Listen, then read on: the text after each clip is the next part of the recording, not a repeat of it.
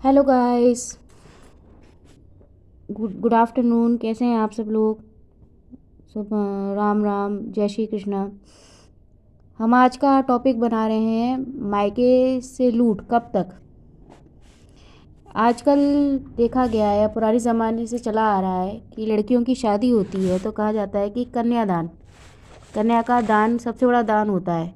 लेकिन एक बात समझ में नहीं आती कि जिस चीज़ का दान हो जाता है उस पर फिर माता पिता से उस चीज़ का पे माता पिता का फ़र्ज़ कैसे बनता है। जब एक वस्तु थी जो आपको दान कर दी गई तो वो तो फिर आपकी हो गई। उससे जुड़ी हुई हर खर्चा, हर चीज़ की जिम्मेदारी आपकी होती है। दान देने के बाद माता पिता का क्या हर फ़र्ज़ बन जाता है, जो ससुराल से में शादी होने से लेकर शादी का संबंध जुड़ने से लेकर इन लड़की के मरने तक की हर चीज़ का में रस्मों रिवाज के नाम पर या किसी भी नाम पर मायके का शोषण होता रहता है। पहले ये जो रीति रिवाज होते थे इंसान खुशी से करता था। आजकल ये ज़बरदस्ती मायके वालों पर थोपे जाते हैं। एक दिखावे के रूप में ये होता है कि हमारे यहाँ तो ये होता है, उसके आपको इतना करना ही पड़ेगा।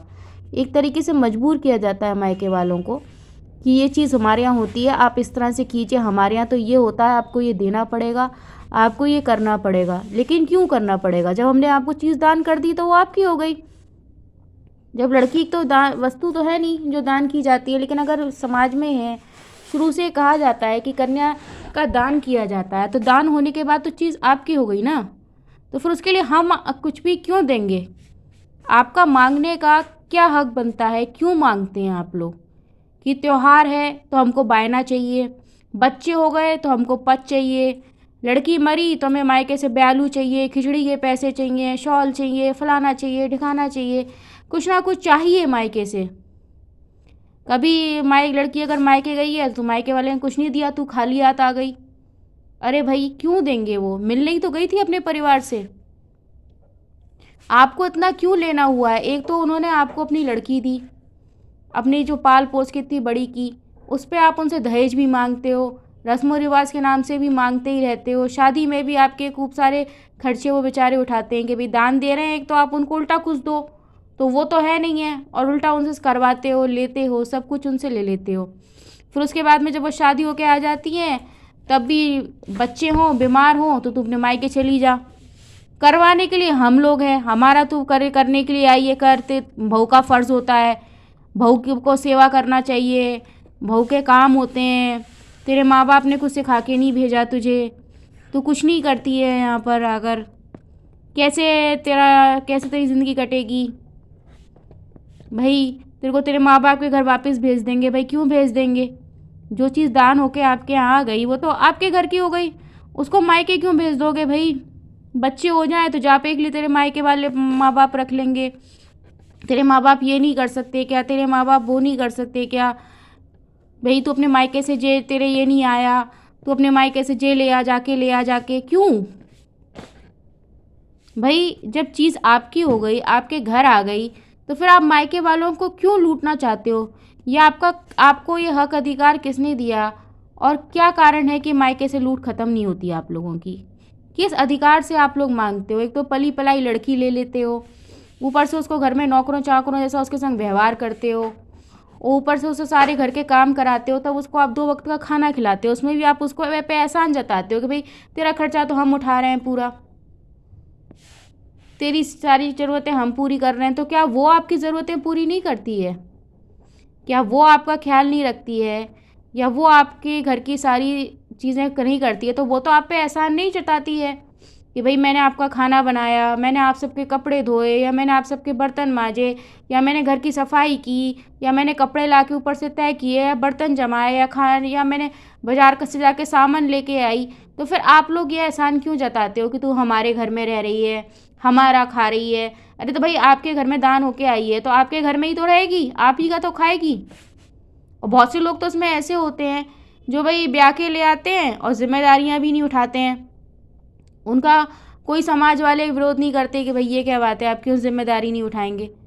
दान लेके जिस पर लड़की का लाए हैं उसकी जिम्मेदारी तो आपको उठानी पड़ेगी ना। तो कहते हैं नहीं हमें नहीं उठानी, हमको पसंद नहीं है, हमको ये नहीं है। तो क्या वो कोई अलमारी है जो आपकी पसंद की होगी?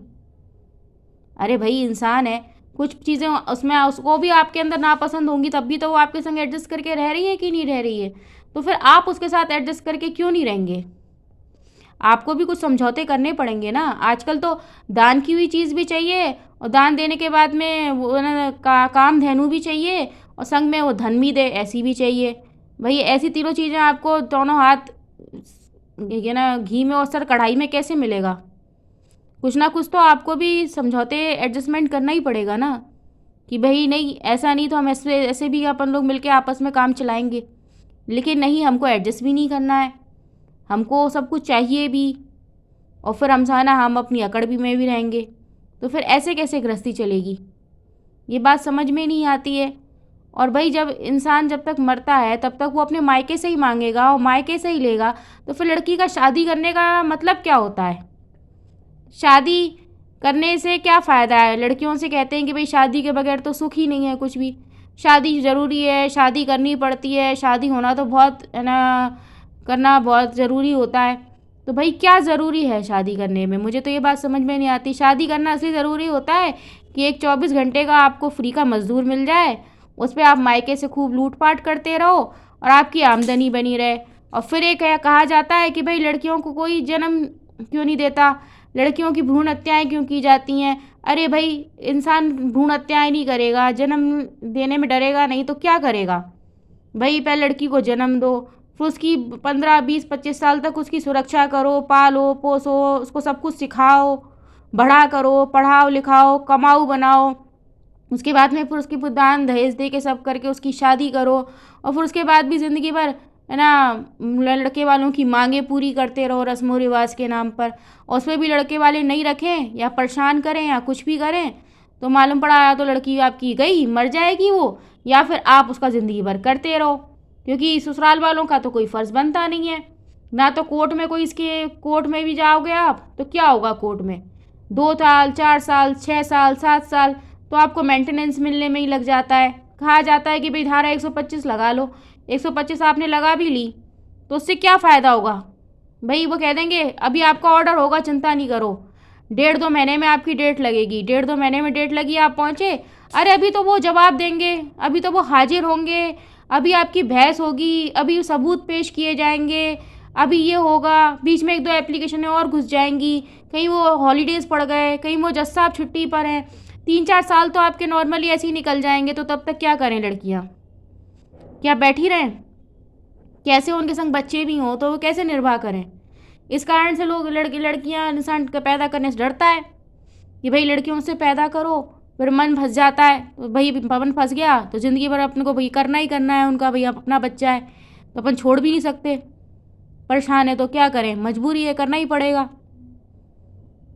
तो भाई इसलिए लोग डरते हैं, नहीं लड़कियां पैदा करते।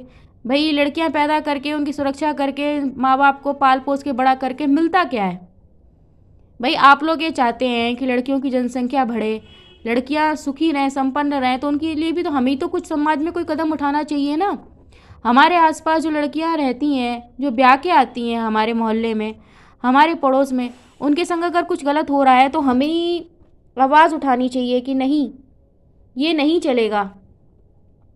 हमारे घर भी बेटियां हैं, आप ऐसा नहीं करोगे। जो समाज में जो ससुराल वाले लड़कियों के साथ गलत कर रहे हैं और आप देख रहे हैं, उनके खिलाफ हमको आवाज़ उठानी चाहिए कि नहीं, हम आपके साथ संबंध नहीं रखेंगे, क्योंकि आप एक लड़की के साथ गलत कर रहे हो। कल को हमारी भी बेटियां हैं, वो दूसरों के घर ब्याह के जाएंगी तो उनके साथ भी गलत होगा, तो हमको बुरा लगेगा ना कि नहीं लगेगा? ऐसे ही दूसरे माँ बाप जिनकी बेटियाँ दूसरों के घर ब्याह के आती हैं, उनके साथ अगर गलत होता है तो हम क्यों आके फेल लेते हैं?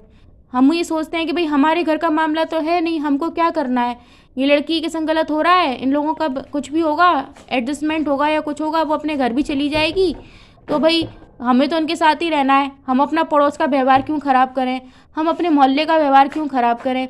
इसका नतीजा ये हो रहा है कि घर घर में आजकल यही कहानी चल गई है। लोग इतनी बेशर्माई से ये सब करते हैं कि उनको कोई शर्म ही नहीं रही, क्योंकि समाज का डर ही नहीं रहा है कि समाज हमें बहिष्कार करेगा। समाज से हमें हम लोगों के बारे में, हम लोगों के मन में हमारी इस बारे में सोच खराब हो जाएगी, या लोग हमको है दृष्टि से देखेंगे। आजकल किसी के मन में ऐसा कोई भी डर नहीं रह गया है। सब लोगों के लिए एक स्त्री खिलौना जैसा हो गई है कि मन हो तो खेलो, नहीं मन हो तो निकाल के अपनी ज़िंदगी से बाहर फेंक दो, दूसरी ढूंढ लो।